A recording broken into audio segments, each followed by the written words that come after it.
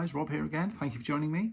Now this is just a very quick little message to say that I'll be playing tomorrow night at the Hen Chicken in Bristol, which now is the kind of host for the Be-Bop Club.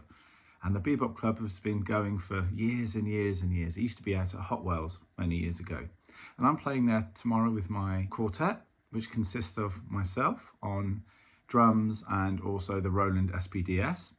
And also Matt Sibley on tenor saxophone, John Paul Guard on piano and plethora of synths and vocoders and goodness knows what else, and the amazing Paul Jeffries on acoustic and electric basses and various effects. And I've talked about this band before. I'm very happy to be working with the guys again. Paul, it's one of the first times that me and him can sort of play some more experimental music, because Paul hosts a lot of gigs, jazz gigs and blues gigs up the Cotswolds kind of area, which isn't far from here, you know, Cirencester and just sort of north of there, really. So we're talking Burford and Whitney and places like that. And he's got me involved with loads of great visiting vocalists and soloists and so on. And we've played great with those sort of house trios and quartets, and it's just works. And he's a lovely guy. And I wanted to hear him in some more experimental situations, because his playing's good, his timing's good, his feel's good, all the right things, you know. And also good to hang with, which is one of the most important things as well. So yeah, I got him involved in the band. So it's the first time that he's played there. So as far as John Paul and Matt Sibley go, I've known those guys for like over 30 years, I would say.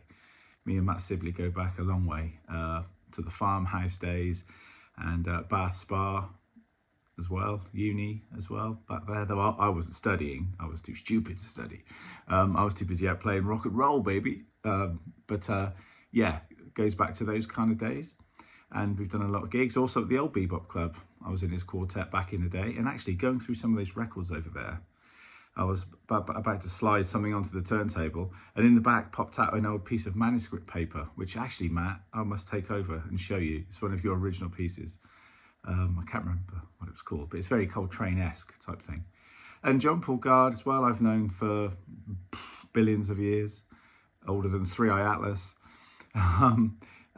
Yeah, I met him through Oliver James Woods back in the day. He was the keyboard player for that band for a short stint.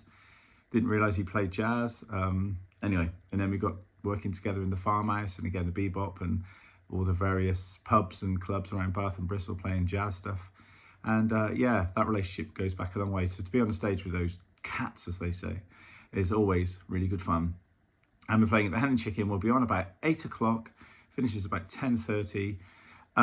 It's recommended that you get your tickets beforehand, really. You know, I talked about this the other day on one of these video clips about the Turl Bryant drum clinic in London. And, you know, as I say, I see the sides of the punters, I see the sides of the venues, but some venues will, I mean, they won't pull this gig, but some venues pull gigs if they don't see enough ticket sales and so on, because obviously they've got to staff the place, they've got to put the lights on and the heating, and it all costs money. So, you know, I do understand people to say that, oh, I'll decide on the morning of the gig if I want to go, but that doesn't really help you if you want to go, because they'll have pulled it by then. And it doesn't help the venue to think there's people coming along. So, as I say, we're going to be okay for tomorrow night, but it's, you know, just something to think about. So you should get your tickets now, and I'll put all the details for the tickets down in the description. Yeah, down in the description below. So feel free to contact the various websites and stuff and buy your tickets beforehand. I think they do allow, obviously, people to walk in as well, of course. But it really helps if you order beforehand. And I think that sort of ethos you should think about when you're seeing other bands at other art centres and other venues as well, because it's quite a thing. Wait until the day isn't always going to help the situation, including you, because you might not see your favourite band. So I'm really looking forward to it. And the band, people say, God, you know, it's a very eclectic mix. But the trouble is, if you look at my record collection and what I talk about and what I play and what I've played in my career, it's an eclectic mix, and that's what I like. And the Roland SPDS, I'll be firing vocal samples, I'll be firing vocal choirs, horn stabs, grooves, bass lines, ambient kind of soundscapes. You know, I want to weave all that into the music, because Yeah, I'd like to go out as just a jazz trio playing Bill Evans stuff. I'd like to go out as a jazz quartet playing Coltrane type stuff. I'd like to go out as a quintet playing the Miles Davis, sort of Branford Marsalis and Winter Marsalis stuff. That, you know, and you could classically do all those things, but over the years, I've kind of played a lot of that stuff as is. And in the background, there's always been this thing of, if we're playing something like, I don't know, one of the Wayne Shorter tunes, I don't know, Fee Fi Fo Fum, and we're playing something, I've often wondered, been sat there playing and accompanying and being into it, but wondered what it would like to suddenly have this kind of synth soundscape come over the top of the head or something, you know, of the tune, something a little bit different. Yeah, you could say the cheesy thing of chucking in a breakbeat. Yeah, that kind of works, you know, and there's various times on some of the tunes that we do that. Our version of Take 5, it turns into a Ronnie Size, Goldie type vibe, and it goes off into a different direction completely. So you're going to be getting a bit of that. But, you know, my thought was, why not? Why not? There are no rules. The very greats of jazz were always saying, break the rules. Miles Davis, you know, all these people, Dizzy Gillespie, everybody, you know, the drummers, Max Roach, Elvin Jones. It was all about pushing forward. It wasn't about staying safe. And you don't have time to stay safe, because by the time you've spent the 5 or 10 years working on what you're doing, the other younger generation are coming up and pushing you on, you know, which is how it should be, because they're coming up underneath, influenced by you, bringing their thing. So, you know, I've tried to look at each decade, and I'm in my 5th now, to try and keep adding on to what I've got already, and trying not to lose sight of what's around you. So for me, it was the electronic world, as I've always said, from the Gary Newman and the Prince days of drum machines and synths, bringing that into acoustic music with my love of acoustic music, getting a balance, you know, where they can work together. Sometimes the synths and electronics will be slightly higher than the acoustic vibe. Sometimes it would be the other way around. The acoustic speaks more, and sometimes it'd be a happy sort of medium, halfway house. So this quartet, it's not your average quartet.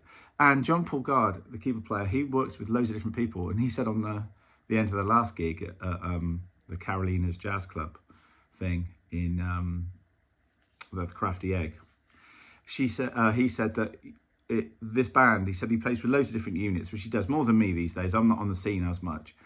And he says, this is really different, you know, you're doing something different than what's out there. And that's really great, you know. I'm not saying it's the only band in the whole universe doing it, of course not. But it might be the only one in a 50-mile radius of my house that's doing it, and that's a plus. And also, it's something that I really wanted to do. I'm not trying to get on a bandwagon of trying to latch on to what's hip at the moment. It's just really how I see and feel it. So yes, I just wanted to come on and say that. So get your tickets ahead of time if you can. If not, rock upon the door. We're really looking forward to seeing you there. The band is looking forward to it. We all play with other individual people and bands and so on and so forth. But when we get together as this collective, we really have a really cool time, so we could put yet another hat on and do something else. So yeah, any questions, please leave them down below, or you can email me, all the usual stuff. But get your tickets now, because it's going to be a fab gig. And thanks to Andy Haig, who's one of the jazz mafia of Bristol, who's been around as long as I can remember. He books the bands there, and he's a superb musician himself, trumpeter and arranger, composer and drummer as well. God damn him, he's a good drummer too. And he had a lovely Camco kit. Have you still got that, Andy? I wonder. I'll ask him tomorrow. Anyway, so that's Thursday, the 13th of November at the Be-Bop Club in Bristol, which is now at the Hen Chicken. So get your tickets, come along and prepare to wig out, baby. All right. Thanks for watching. I'll be posting another video, probably in the same garb, within the next hour or so. So tune into that one. And as ever, like, subscribe and share. And I'll see you tomorrow night at the Hen Chicken. And I'll see you on the next video. Cheers, guys. Bye.